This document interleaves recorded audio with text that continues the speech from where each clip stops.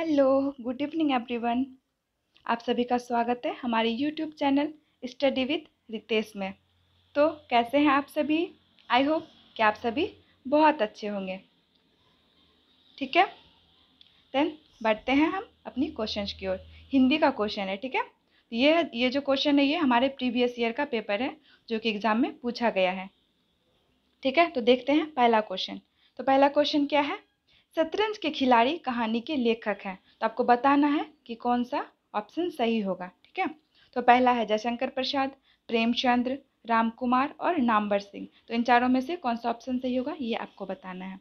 चलिए बताइए फटाफट कौन सा ऑप्शन सही होगा।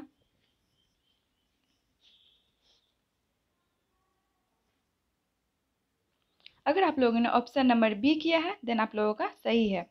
ठीक है, तो कौन सा हो जाएगा? बी, प्रेमचंद्र जो हो जाएगा ये कहानी के लेखक हैं। ठीक है, तो हम लोग प्रेमचंद्र के बारे में कुछ जान लेते हैं, जैसे कि इनका जन्म कब हुआ था।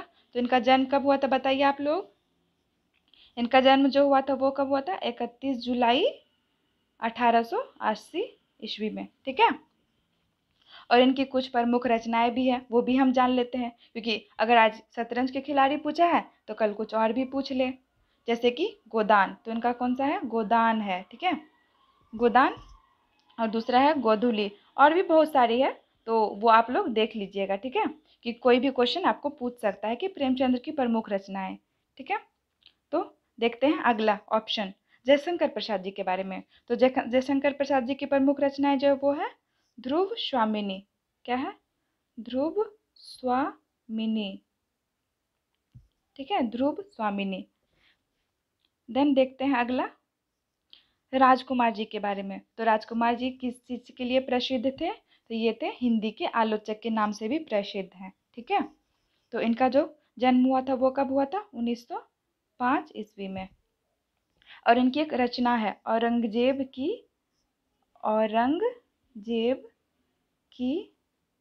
की आखिरी रात। ठीक है, औरंगजेब की आखिरी रात। ये सब आप लोगों को एक बार खुद से भी देख लेना है जाके। ठीक है, चलिए बढ़ते हैं अगले क्वेश्चन की ओर। सॉरी, नामवर सिंह तो छूट ही गया, इनको भी देख लेते हैं, इनको क्यों छोड़ना। तो हम नामवर सिंह के बारे में देखेंगे, इनकी प्रमुख रचना। ठीक है, तो ये गीतों के राजकुमार कहलाते हैं, ये याद रखिएगा। ठीक है, तो इनकी प्रमुख रचना कौन सा है? बकलम, मतलब बकलम, खुद खुद। और दूसरा है कौन सा है? कविता की जमीन, कविता की जमीन, या और जमीन की कविता, जमीन की कविता। बच्चों आप लोग राइटिंग पर नहीं जाइएगा, क्योंकि राइटिंग थोड़ा अच्छे से नहीं लिखा रहा है। आप लोग सुन के अगर लिखना चाहते हैं तो सुनकर लिख सकते हैं। ठीक है, तो पहले का क्या हो गया था हमारा? प्रेमचंद्र। क्या हो जाएगा हमारा? प्रेमचंद्र सही ऑप्शन हो जाएगा। ठीक है, चलिए आगे बढ़ते हैं। अगला क्वेश्चन क्या है हमारा? अगला क्वेश्चन जो वो है महादेवी वर्मा की कहानी गौरा में गौरा किसका नाम है? ठीक है, तो आप लोगों को बताना है कि गौरा किसका नाम है। पहला है बी, मतलब बकरी है, फिर भैंस है, गाय है, स्त्री है। तो बताइए कौन सा ऑप्शन सही होगा। चलिए फटाफट बताइए कौन सा ऑप्शन सही होगा। आप लोगों ने पढ़ा भी होगा ये कहानी, अगर नहीं पढ़ा है तो पढ़ लीजिएगा, क्योंकि बहुत अच्छी कहानी है। तो अगर आप लोगों ने ऑप्शन नंबर सी दिया है देन आप लोगों का सही है। तो कौन सा हो जाएगा? Option number C. इसमें किसके बारे में बताया गया? ये जो गौरा कहानी है इसमें गाय के बारे में बताया गया है। ठीक है, उनके स्वरूप और उनके संपूर्ण भाव के बारे में बताया गया है। ठीक है, चलिए हम लोग अगले क्वेश्चन की ओर बढ़ते हैं। तो हमारा अगला क्वेश्चन क्या है? ऐसी बानी बोलिए मन का आपा खोए के लेखक हैं। तो बताना है आप लोगों को कि इसके लेखक कौन है। ठीक है, पहला है कबीरदास, दूसरा है तुलसीदास, तीसरा है सूरदास और चौथा है विद्यापति। तो आप लोगों को बताना है कि कौन सा ऑप्शन सही होगा। ठीक है, चलिए बताइए फटाफट कौन सा ऑप्शन सही होगा बच्चों। अगर आप लोगों ने ऑप्शन नंबर ए किया है देन आप लोगों का सही है। ठीक है, तो कौन सा हो जाएगा आपका? ऑप्शन नंबर ए, यानी कि कबीरदास। कबीरदास जी जो है वो इस दोहा के यानी इस लाइन के लेखक हैं। ठीक है, तो हम लोग देख लेते हैं थोड़ा बहुत कबीरदास जी के बारे में कि इनकी और कौन कौन सी प्रमुख रचनाएं हैं। ठीक है, तो चलिए बात देखते हैं कौन सा है। साखी, हम लोग साखी साखी से जानते हैं कि इनकी एक साखी भी है एक।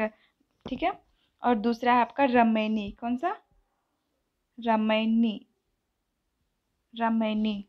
और तीसरा कौन सा हमारा?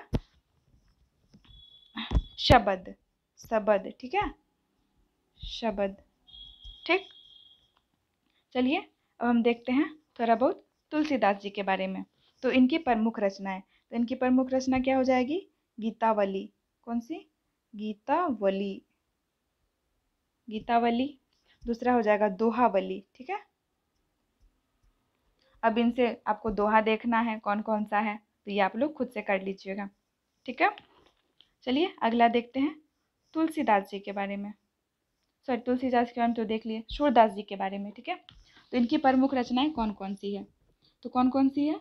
सूर सागर। ठीक है, अब देखिएगा कि इसमें सूर आएगा, मतलब सब में सूर आएगा, तो आप लोगों को सूर से जान लेना है कि क्या है ये। सूर सागर जी का मतलब कि सूरदास जी का है ये सारा रचना। ठीक है, सूर सागर, सूर सार सारवती। ठीक है, और तीसरा क्या है? सूर पचीसी। तो सब में सूर लगा है, यानी कि इनका किसका हो जाएगा ये रचना? सूरदास जी का। ठीक है, ऐसे आप लोग याद रख सकते हैं। ठीक है, तो हम लोग देखते हैं अगला ऑप्शन कौन सा है? विद्यापति जी। तो इनके लिए एक अच्छा सा ट्रिक है, उससे आप लोग याद रख सकते हैं। ठीक है, तो कौन सा ट्रिक है? पप्पू और कीर्ति, पप्पू और कीर्ति भूमणि, भूमणि लाया। ठीक है, तो आपको याद रखना है प से क्या हो जाएगा आपका? पदावली। ठीक है,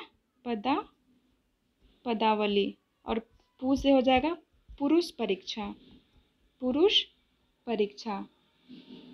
और की से हो जाएगा आपका कीर्ति लता, कीर्ति लता। ठीक है, कीर्ति लता। और दूसरा हो जाएगा आपका कीर्ति पताका। क्या हो जाएगा? कीर्ति पताका। ठीक है, और आपका हो जाएगा मौशे मणि, मणि मंजरा। क्या हो जाएगा? मणि मंजरा। ठीक है, चलिए तो हम लोग अगले क्वेश्चन की ओर बढ़ते हैं। ठीक है, इस तरह आप लोगों को ये सब देख लेना है कि इनकी कौन सी प्रमुख रचनाएं हैं। अगर इस बार कबीर जी के बारे में पूछा है तो अगले बार कहीं सूरदास जी के बारे में पूछ ले, या तुलसीदास जी के बारे में, या विद्यापति जी के बारे में। तो ये सब आप लोगों को याद रखना है। तो अगला क्वेश्चन क्या हमारा? यह भक्ति काल में शगुन भक्ति धारा के प्रमुख कवि थे। तो आप लोगों को बताना है कि कौन से ये जो प्रमुख कवि थे वो शगुन भक्ति धारा से हैं। तो ऑप्शन चारों है, तो इनमें चारों में से आपको बताना है। ठीक है, तो कौन सा हो जाएगा बताइए इन चारों में से? जैसे कबीरदास, जायसी, सूरदास, निराला। फटाफट बताइए कौन सा ऑप्शन आपका सही हो जाएगा। तो कौन सा हो जाएगा आपका? अगर आप लोगों ने ऑप्शन नंबर सी दिया है देन आप लोगों का सही है, क्योंकि सूरदास जी जो थे वो सगुन भक्ति धारा के प्रमुख कवि थे। ठीक है, तो क्या हो जाएगा आपका? सूरदास जी। ठीक है, तो हम लोग देखते हैं अगला कि कबीरदास जी किस भक्ति काल के कवि थे। तो कबीरदास जी जो थे वो निर्गुण भक्ति धारा, किसके थे? निर्गुण भक्ति धारा। ठीक है, निर्गुण। और जायसी जी वो भी निर्गुण भक्ति धारा के। ठीक है, निर्गुण। और निराला जी जो थे वो छायावादी कवि। ठीक है, छायावादी कवि थे। ठीक है, इनको छायावादी कवि बोला जाता है। इस तरह आपको याद रखना है। और एक चीज कि जायसी जी जिनका पूरा नाम क्या है? मोहम्मद मलिक जायसी। ठीक है, मलिक मोहम्मद जायसी। तो इनका एक महाकाव्य भी है, वो क्या है? पद्मावत, पद्मावत। ठीक है, पद्मावत, ये आपको याद रखना है। ठीक है, चलिए हम लोग देख लेते हैं थोड़ा सा निर्गुण और सगुण भक्ति। तो अगर आप लोगों को पता है तो आप लोग बता सकते हैं कि निर्गुण भक्ति क्या है, सगुण भक्ति क्या है।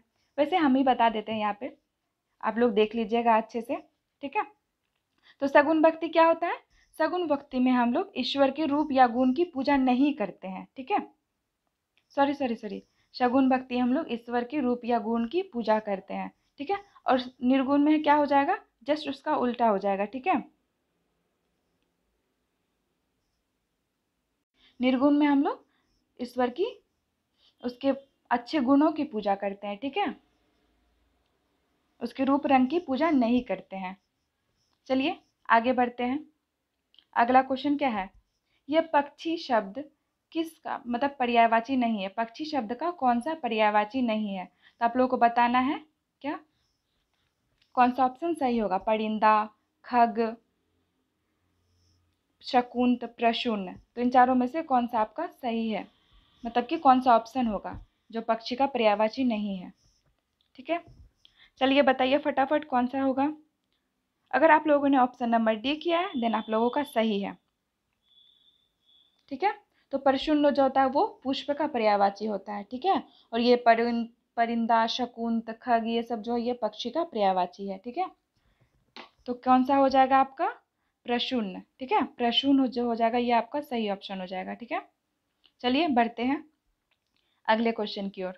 तो हमारा अगला क्वेश्चन क्या है, आगामी शब्द का विलोम, तो बताना है कि आगामी शब्द का विलोम क्या होगा। ठीक है, कौन सा होगा बताइए फटाफट इन चारों में से, विगत, प्राचीन, अति, इति, कौन सा ऑप्शन सही होगा। अगर आप लोगों ने ऑप्शन नंबर ए किया है देन आप लोगों का सही है। ठीक है, आगामी का जो क्या होता है विलोम वो होता है विगत होता है। ठीक है, कौन सा हो जाएगा आपका विगत। चलिए हम लोग इन तीनों ऑप्शन को भी देख लेते हैं। तो प्राचीन का क्या हो जाए आपका नवीन हो जाएगा। ठीक है, नवीन। ठीक है, और अति का क्या हो जाएगा अंत हो जाएगा। अति का क्या हो जाएगा अल्प हो जाएगा। ठीक है, अल्प। और इति का क्या हो जाएगा श्री गणेश करना, मतलब श्री गणेश।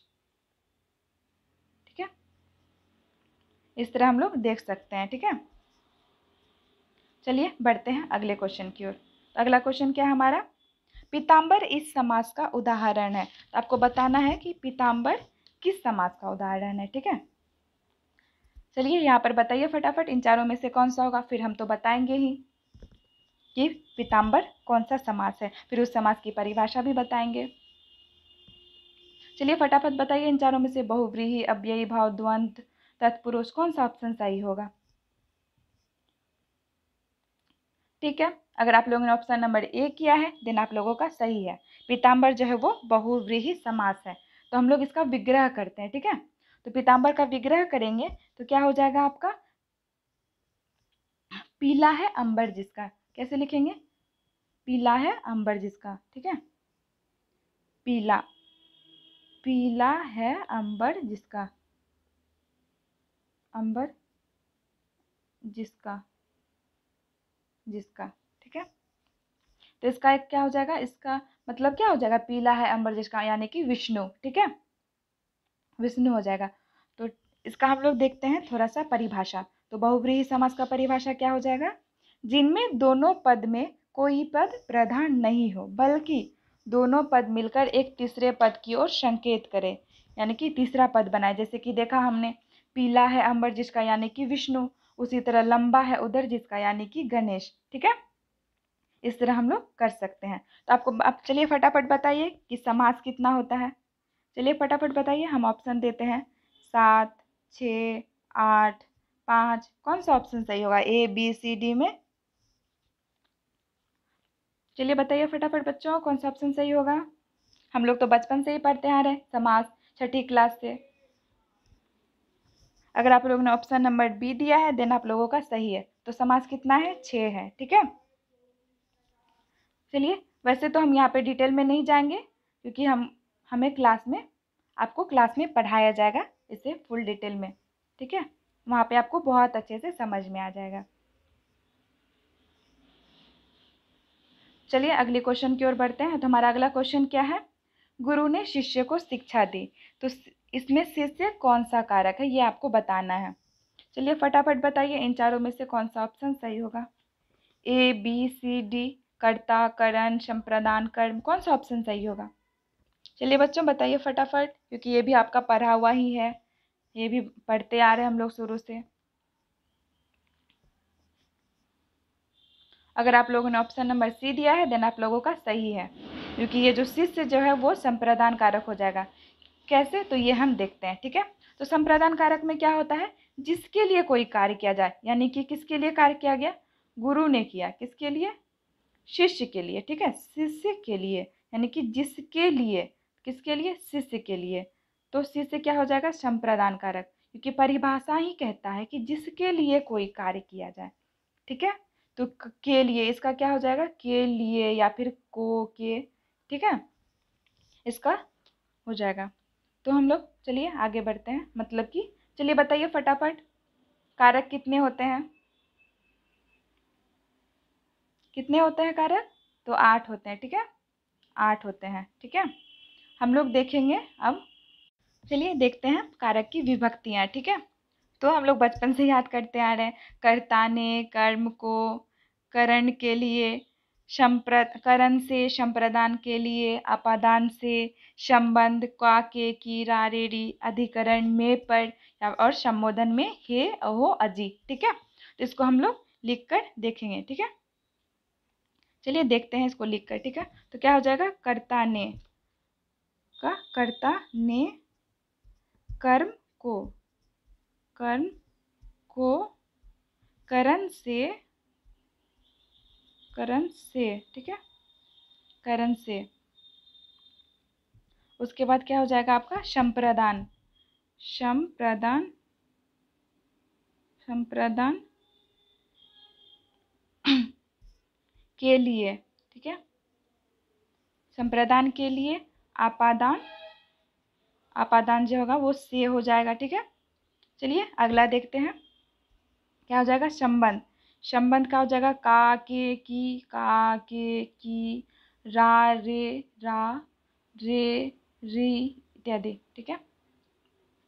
अगला देखते हैं, अधिकरण, अधिकरण क्या हो जाएगा, अधिकरण क्या हो जाएगा, में, पर, ठीक है। और दूसरा हो जाएगा संबोधन, संबोधन, ठीक है, हे, अहो, अजी, ठीक है, हे, अहो, अजी। बच्चों राइटिंग पर नहीं जाइएगा, हम शुरू में ही बोलती हैं, अगर आपको लिखना है तो आपको सुन के लिख सकते हैं, वैसे तो आपको ये क्लास में डिटेल में पढ़ाया जाएगा जब ये क्लास स्टार्ट होगी, ठीक है। चलिए तो हम लोग अगले क्वेश्चन की ओर बढ़ते हैं। तो हमारा अगला क्वेश्चन क्या है, आम्र शब्द आम का निम्नलिखित है। तो आम्र शब्द जो है वो आम का कौन सा रूप है, ठीक है, यानी कि कौन सा शब्द, तत्सम शब्द है, तद्भव शब्द है, देशज है, विदेशज है, बताइए फटाफट कौन सा आपका ऑप्शन सही होगा। चलिए बच्चों बताइए फटाफट, ये भी आप लोगों ने पढ़ा हुआ होगा।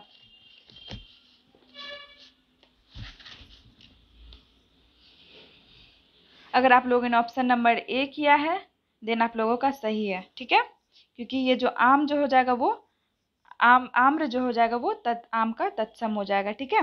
तो तत्सम का मतलब क्या होता है, संस्कृत का वैसा शब्द, ठीक है, जो जिसका रूप ना बदले पर हम उसका यूज कर सकते हैं हिंदी के रूप में, ठीक है।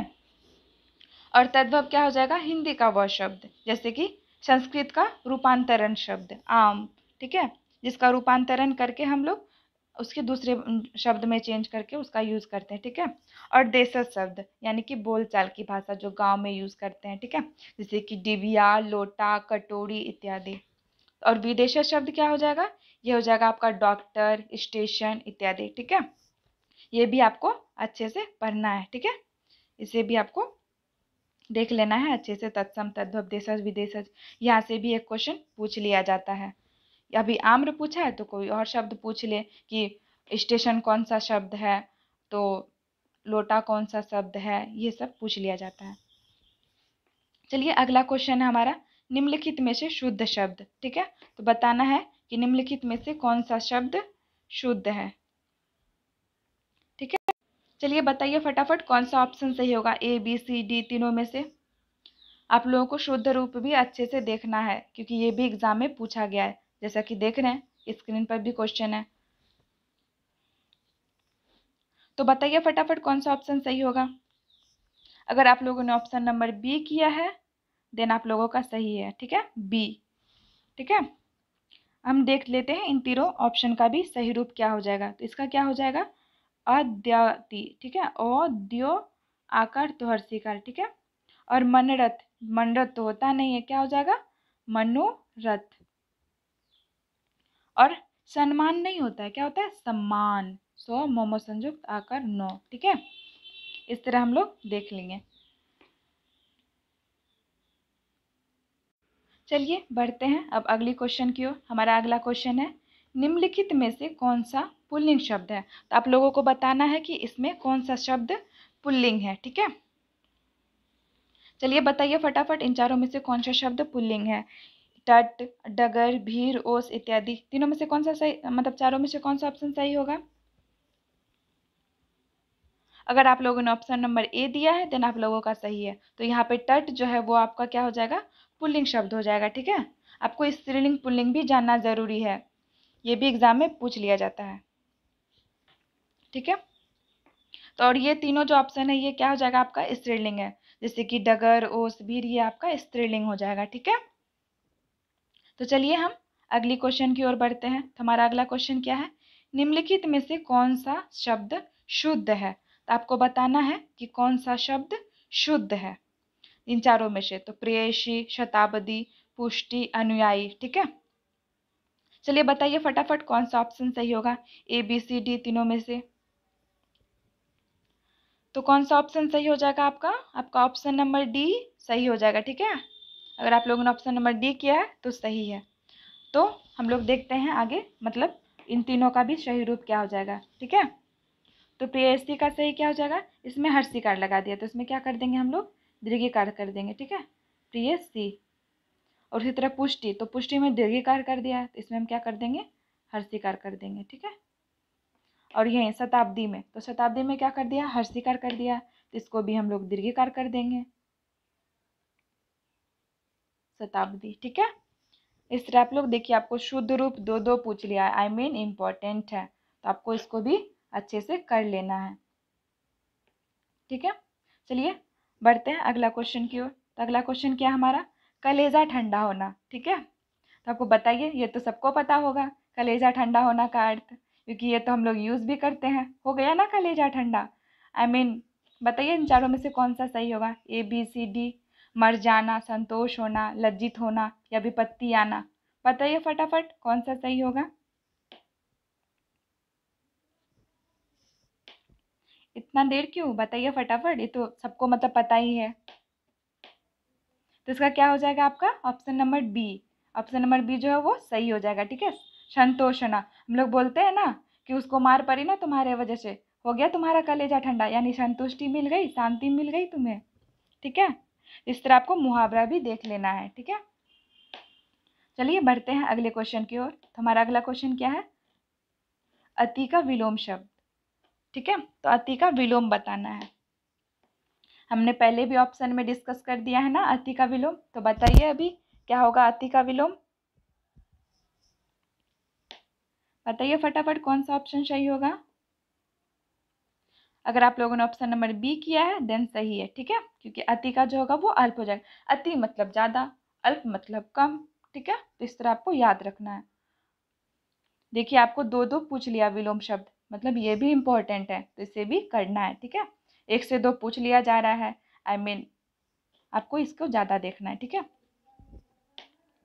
उसी तरह हम अब अगले क्वेश्चन को देखते हैं, जल का पर्यायवाची। तो जल का पर्यायवाची क्या हो जाएगा, चलिए बताइए फटाफट, ये तो हम लोग पढ़ते ही आ रहे हैं, पर्यायवाची शब्द, विलोम शब्द, ये सब तो हम पढ़े ही हैं। तो बताइए जल का पर्यायवाची क्या होगा इन चारों में से, सलिल, पावक, सरोज, अंबर, कौन सा होगा बच्चों सही ऑप्शन।